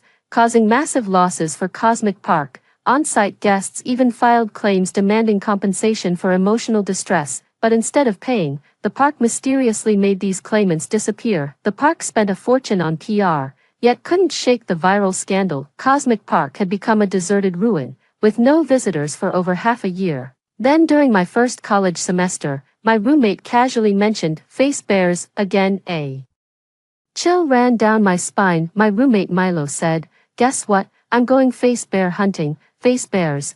Weren't they all exterminated? I asked in confusion. He immediately posted the bounty notice from Cosmic Park, which offered a 200,000 reward for capturing the bare-faced humanoid. Milo discovered that the park had actually caught 2 bare-faced humanoids, and the one on display was the larger specimen. The other one was kept in the back area of the bear enclosure after the larger creature was shot. The keeper checked the back enclosure but found no trace of the smaller one. They say this little bear is incredibly smart. It can mimic human movements and even speak simple words. Really quite remarkable. I pretended to stay calm and retorted, doesn't that make it practically supernatural? After that, I stopped participating in discussions about the human-faced bear. 3. When I got home over the weekend, I immediately shared the news with my younger brother. Listen kid, those man-faced bears hold grudges like nobody's business. Watch your back. The younger brother trembled slightly before forcing out a reply. So what? It wasn't me who ordered the bear killed. Why would it come after me? Besides, I've got my big brother watching my back. By this point, Emery had been part of the bullying gang for years. The big brother he referred to was just some 2-bit neighborhood thug. Countless students fell victim to their harassment. These bullies never needed allowance from their parents. Their victims were basically human ATMs to them. All they had to do was corner a couple of timid students, throw some threats around, and the money would roll in. Around the same time, I noticed something odd about my brother. Their targets weren't the scrawny kids anymore.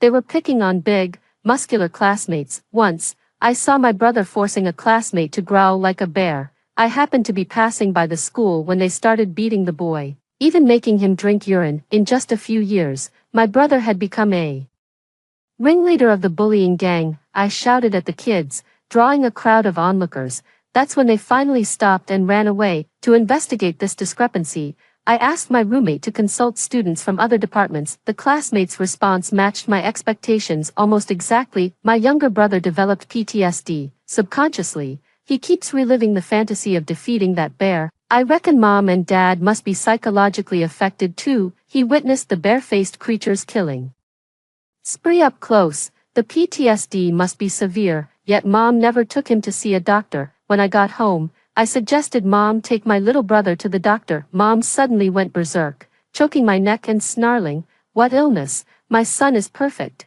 How could anything be wrong?" Dad emerged from the room with a rope and began binding my limbs. They strapped me tightly to a chair until I couldn't move a muscle. Mom pressed a kitchen knife against my ear and whispered, I know everything. You've been reborn, so you're the one trying to kill us all. Well, you've already died once anyway. Don't worry. Mommy's hands are quick. I don't know if mom was truly reborn. Then I caught the thick metallic scent of blood wafting from the kitchen. I remember the community would send social workers to monitor our family's mental state. I received the notification on my phone last week. Mom raised the knife high, aiming it straight at my neck. Bang, bang, bang. A knocking sound from the door interrupted mom's movement. She shot Dad a look to answer it. Dad was severely nearsighted. He peered through the peephole for quite a while but still couldn't make out the visitor's face. To make matters worse, the motion sensor light outside had long been broken. Dad just told Mom, "Seems like one person knocking,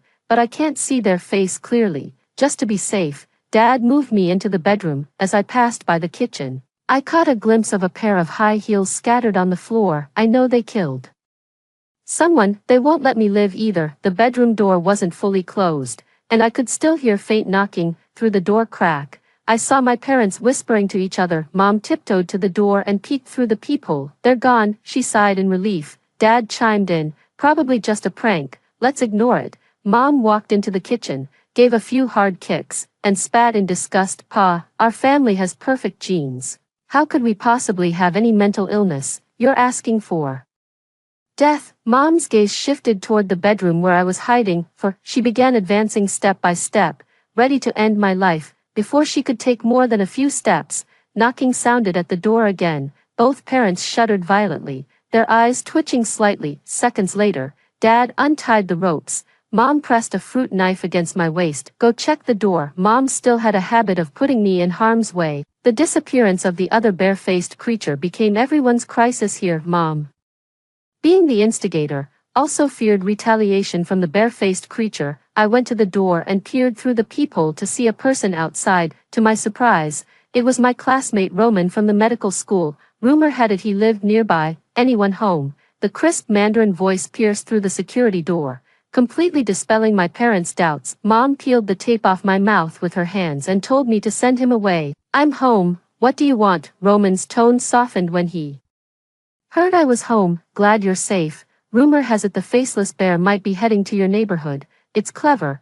Keeps dodging surveillance. He was about to continue speaking when I cut him off. You damn leech. Why do you show up wherever I go? Then I started banging on the security door frantically, telling Roman to get the hell out of the neighborhood, being a decent guy. He kept trying to reason with me while backing away when he saw how furious I was. If anything comes up, remember to call me. Peering through the peephole, I watched Roman leave and finally felt at ease. The last thing I wanted was to drag another innocent person into this. Mom led me back to the bedroom again and shut the door behind us. Meanwhile, Dad double-checked that the curtains were fully drawn. As he approached the window, a massive face suddenly appeared against the glass. It was a bear's face. Dad turned ashen the moment he saw the bear's face. His buried horror came rushing back. His sudden scream caught Mom's attention. Seizing the moment, I threw my weight sideways.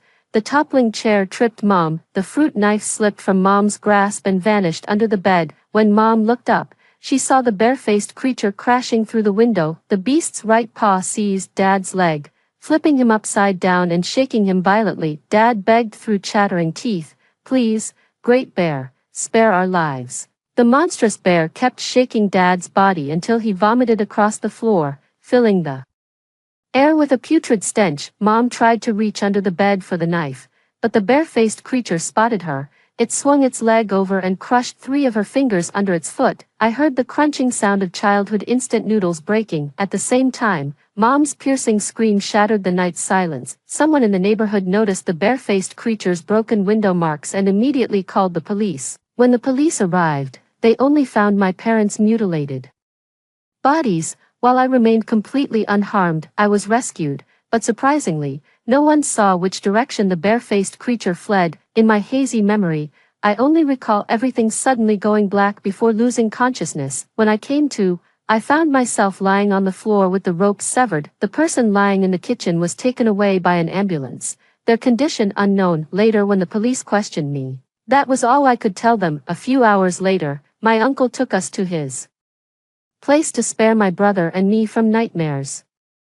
These days my uncle lives in a suburban villa community, running his own small business as the boss. No, he made his fortune through his new wife. Uncle motioned for me to sit on the couch and comforted me. "Don't be too upset, you'll always have me to rely on." As he spoke, his eyes kept darting around involuntarily, then he leaned closer and asked, "Very, what else did you see that day?" I repeated the same story I told at the police station, but it didn't seem to convince my uncle. There was something else in my uncle's eyes that I couldn't quite make out. The next day at school, Roman approached me again with some crucial information. His mom's colleague had been investigating my uncle. Roman's mother works in insurance, and the colleague was from the claims department. A while back, Roman heard from his mother that there was some shady dealing with Kaya's accident insurance claim, and it needed to be reinvestigated. He showed me a photo where the woman in it was wearing the exact same high heels. I called the police right away, but when they went to investigate my uncle,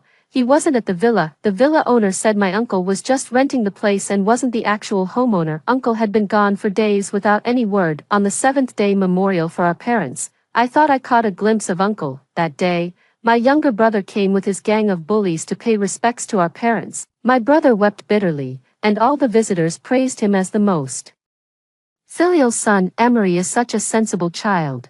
Your parents' love for you wasn't wasted." Only when I lowered my head did I notice the sinister smile hidden beneath the mourning attire. A figure resembling my uncle trailed at the rear of my younger brother's gang of bullies, but that person kept their head bowed the entire time, never revealing even half their face. The next day, my younger brother stashed all the funeral money in the home safe to prevent me from stealing it. He even changed the passcode. In this lifetime, though they died at the hands of those bear-human hybrids, I still feel a pang of sorrow. I said to my brother, "Let's find our parents a burial plot with good feng shui." My brother suddenly slapped me across the face. "Why buy anything? Just burn it and dump it on the hillside." In my past life, I was also abandoned on that hillside, meeting a gruesome end. Never did I expect a teenager could harbor such malice in his heart. I froze for a second, my cheek burning with pain. After speaking, my brother's gaze swept over me with an eerie smile, then he said to me, "Very, it's time you got married. My boss isn't bad. I heard he's offering 500,000 in bride price." I knew exactly who he meant, the ringleader from our old bullying gang. As I turned to leave, a large hand suddenly grabbed me from behind. I turned around and was shocked to see my uncle standing there. With a meaningful glance from my younger brother, my uncle tied me up and forced me to drink some water. When I came to, I found myself in a derelict warehouse. I scanned my surroundings. Not a soul in sight. About half an hour later, I noticed a group of people emerging on the warehouse's second floor. I still remember their faces clearly. They were the same bullies who dragged my younger brother into tormenting the weak. The two floors were connected by a steel staircase. Its steps slightly rusted with age. Soon enough, the gang descended one by one from the upper floor, forming a tight circle around me. My brother referred to the short guy in the middle as Tobias. When Tobias saw me tied up, his eyes involuntarily roamed over my body. I hated that feeling and started screaming for help, but that only excited them more, as if I'd become a lamb led to slaughter. "Hand it over, the evidence you're holding." Moments later, Tobias revealed his true intentions. "What evidence?" "I have no idea." I played dumb. Though I knew exactly what they were after. For the past couple years, I've been systematically collecting proof of their bullying, building a solid chain of evidence. My law school classmates taught me all this. Many adults actually engage in less bullying behavior. Ironically, by age 14, most students are already well versed in juvenile protection laws. With today's digital saturation exposing them to complex influences, their mental maturity often develops remarkably early. Yet people still make excuses, claiming they're just kids. Seeing my resistance, the rest of the bullying crew closed in, trying to force my compliance, but before they could act, Tobias barked an order that stopped them cold. I thought Tobias only had intimidation up his sleeve, but their next command truly blew my mind. Tobias pulled a cigar from his breast pocket and began puffing away. Smoke rings drifted through the derelict factory as Uncle emerged from a shadowy corner. As Uncle drew closer, I could clearly see his glazed eyes. Like he'd taken something. My uncle's eyes lit up with a strange gleam when he saw me. He dropped to his knees and blurted out something disgusting. "Very, I've had feelings for you for so long. Be with me." My mind went completely blank with shock. My brother noticed my horrified expression, cleared his throat softly, then revealed a bombshell secret to me. "The truth is painfully cliché. I was a child my parents found and adopted. My brother even produced a report confirming I wasn't their biological child. Now you get it, don't you? That's why they never loved you. You were just a plaything they bought." Before this, I might have felt a shred of guilt over their deaths. At this moment, all I felt toward them was pure hatred. Tobias watched the unfolding drama with a smirk, while my uncle's hand crept up my calf. A wave of nausea hit me, and I kicked at my uncle with all my strength. The feeble kick only gave him the chance to grab my ankle. The bullies burst into uproarious laughter in an instant. They were accustomed to preying on the weak, and I became their defenseless target. The bullies encircled me as Uncle prepared to deliver his heartfelt confession at the center. "Very, take good care of these legs of yours. Don't let them get hurt. Very, whatever you do, don't run too much." Every word from Uncle betrayed his foot fetish. What a perverted obsession. He'd been suppressing it for ages with no outlet. Just as the bullies thought they had me cornered, violent banging erupted from outside the abandoned factory. Bang, bang, bang, bang, bang, bang. The sheer force behind these sounds was tremendous. The noises came from all directions. My younger brother immediately screamed upon hearing them. "Oh no, it's coming, it's really coming." The man-faced bear is an extremely rare creature native to the uninhabited Ho-Zil region. The Cosmic Park went through great lengths to capture 2 specimens before claiming their prey. They have this peculiar habit of knocking politely like humans, using a courtesy before force approach. They first induce paralyzing terror in their victims, then the man-faced bears strike suddenly, tearing their prey apart before consuming the flesh. I once read in a book that man-faced bears believe this method makes the meat taste better. Hearing those sounds only made me laugh out loud. "Scared now, aren't you? I'm the only one who survived a bear attack. You'd better run." They'd attended the memorial, so of course they knew I was the sole survivor of the man-faced bear. As for how I survived, hell if I know. This air of mystery was terrifying enough for them, the empty factory compound amplified the slapping sounds into echoes, each one testing their nerves. My uncle and younger brother were particularly sensitive to the sounds, crouching with their heads in hands as if their skulls might split open. Others observed their reactions, having heard tales of the bare-faced creatures, not only vicious, but frighteningly intelligent. Last time, even with timely police backup, the bare-faced creature still managed to escape unscathed. The increasingly intense sounds contorted the uncle and younger brother's faces in agony. Bang! An iron door swung open, thick clouds of dust swirled up, obscuring the bully's line of sight. Light streamed through the doorway, revealing a silhouette. In my dazed state, I could just make out the person's features. He wore gold-rimmed glasses, stood at an unremarkable height, and always carried the sharp scent of antiseptic. It was Roman. Following close behind were my roommate and a crowd of unfamiliar faces. The bullies were quickly subdued. The officer who'd questioned me earlier led the rescue operation. In the end, both my brother's gang and my uncle got arrested. All my uncle's dirty deeds came to light. That year, my uncle had conspired with my parents to kill both me and Kea. My parents thought adopting me would bring them good fortune, but within a few years, their business started failing. My superstitious mother had my fortune told, only to discover I bore a cursed fate that needed immediate elimination. That's when they plotted to provoke the man-faced bear into mauling me to death. I was merely their first test subject. Had their plan succeeded with me, Kea's death could have been arranged the same way. In this life, Kea became the first test subject. During Uncle's interrogation, the officers made an exception to let me watch from the next room. He showed absolutely no remorse for his daughter's death. Kea died for a worthy cause, to give her father a better life. That's her glory. Do you even understand? Hearing those words, I nearly stormed in to beat the living daylights out of him. Little did he expect that someone would suspect foul play in the insurance claim. When the claims department lady came knocking, he pointed fingers at my parents. That's how the kitchen scene I witnessed came about. After my younger brother found out, he blackmailed our uncle over it, constantly demanding money from him. In the end, under the gang's influence, they took control of our uncle and force-fed him large quantities of illegal drugs. He became their lackey. Our uncle confessed to his crimes without reservation and was sentenced. After being caught, my brother acted outrageously arrogant, bragging that he wasn't even 14 yet and nobody could touch him. He flat out denied bullying classmates and extorting money at school. My brother kept yelling at the officers to let him go. The whole spectacle was just pathetic to watch. Then Roman handed me a Walkman containing the sounds of the bare-faced creature. I had the officer bring it into play for my brother. The moment he heard the first sound, his pupils dilated and he suddenly screamed, "Take it away! Take it away! I don't want to hear that sound." Though he wasn't attacked by the bare-faced creature, that experience left them both with severe psychological trauma. I'd done my homework on this. It was the same with both my parents and my younger brother. They just refused to admit they had a problem. The interrogating officer turned off his Walkman and said to my brother, "Just confess.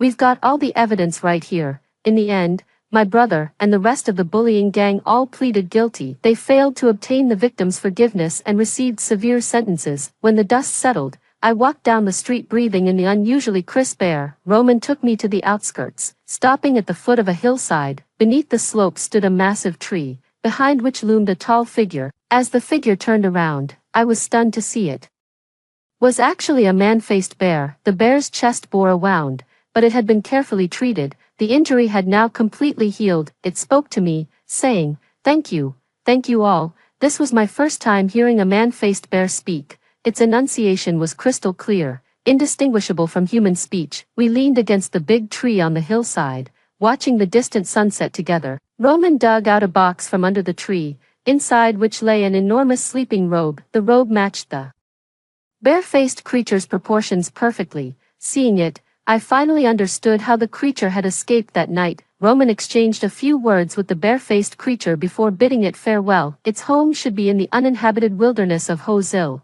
yet humans insisted on bringing it here, making it lose its family for no reason. I watched the man-faced bear walk toward the vehicle Roman had specially prepared for it at the mountain's base. The vehicle would take the bear back to its homeland, where it could live peacefully away from human interference. Only then did I realize Roman had been nearby that entire night. Later, He learned from the bear that its true enemies were actually my parents and younger brother. For their own gain, they resorted to exploiting innocent animals to carry out their sinister scheme. In the end, their wickedness only brought destruction upon themselves. Years later, I graduated from university. The timid Roman came to the square with flowers and proposed to me. I scolded him as usual, but he pulled me into a tight embrace and wouldn't let go. I finally claimed the life that's truly mine. Story 2. As the apocalypse approached, I didn't die from the cold or from starvation, but from my own naivety, killed by a neighbor I had once helped. In this life, I plan to enjoy hot pot and songs while watching the rest of you meet your ends.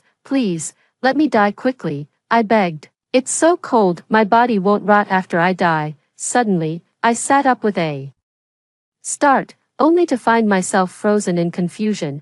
There was no bone-chilling cold, no hunger, no human wickedness, no bloody hunting. I was in my own bed, wiping the cold sweat from my forehead. I grabbed my phone and saw that it was 3:30 a.m. on September 27th, my 25th day since being reborn. Only 5 days left until the deadly cold of the apocalypse arrives. Yes, I had died once before, a foolish death, caused by my own misguided compassion. In the summer of 2022, amid the scorching heat and power shortages, everyone sighed in relief when the cool weather finally arrived.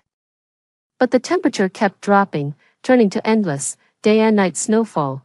The world seemed to pause, power was cut, water was gone, and people were trapped in their homes without food or drink. As a homebound freelancer, I had stockpiled food and water at home. Seeing my neighbors suffering from cold and hunger, I foolishly opened my door, and then, my home was completely looted. After they had consumed everything edible, their hungry eyes turned towards me. Perhaps it was the intensity of my hatred before I died that convinced fate to give me another chance, sending me back 2 months earlier. Now, with only 1 month until the arrival of the cold, time was short. I harbored a deep resentment but showed nothing to my neighbors. Revenge was on my mind, but survival from the impending cold was my priority. I grew up with my grandfather after my parents passed away when I was very young. When he died 2 years ago, he left me some money, which I had invested in fixed deposits and financial products. I withdrew all these funds and approached an agent to help me rent a penthouse. My requirements were specific: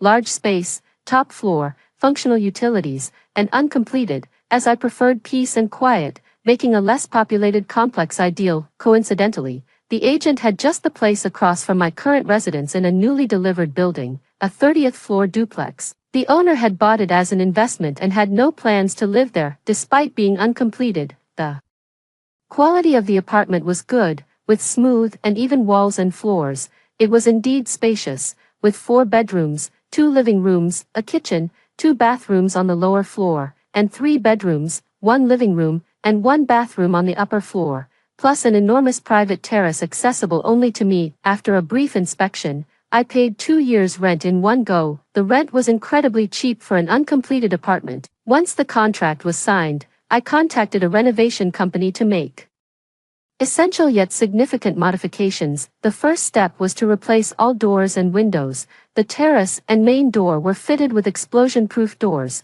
which had excellent sealing and insulating properties, minimizing or even preventing air exchange between inside and outside, ensuring good thermal insulation and resistance to freezing deformation. Ordinary doors were sufficient for the rooms inside. Windows were upgraded to 4-pane glass. Then, I had all the walls insulated. The workers were curious about what I was up to. I lied, saying I was setting up for live streaming. I was worried about making noise that might disturb the neighbors. Fortunately, the materials used for soundproofing and insulation were similar, so the workers had no questions and even complimented me on my good taste. I also added a door at the base of the staircase leading upstairs to reduce airflow between the floors, which effectively helps in retaining heat. I kept the walls simple, just painted them white, and leveled the floor of the room I used as a bedroom with cement. Near the window, I installed a dual-purpose fireplace